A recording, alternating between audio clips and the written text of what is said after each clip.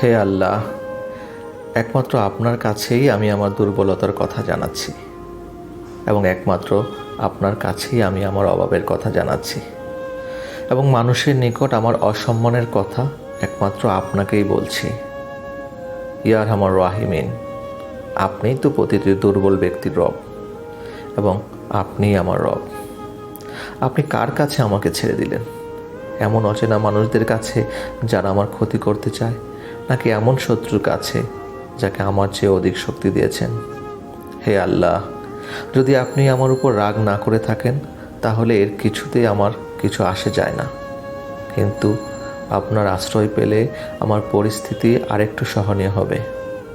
হে আল্লাহ, আমি আপনার চেহারার নূরের কাছে আশ্রয় চাই, যা সব অন্ধকারকে উজ্জ্বল করে দিয়েছে, যা দুনিয়া এবং আখিরাতের সব বিষয়ের সংশোধক। আল্লাহ, আপনার রাগ এবং অসন্তুষ্টি থেকে আমি রেহাই চাই।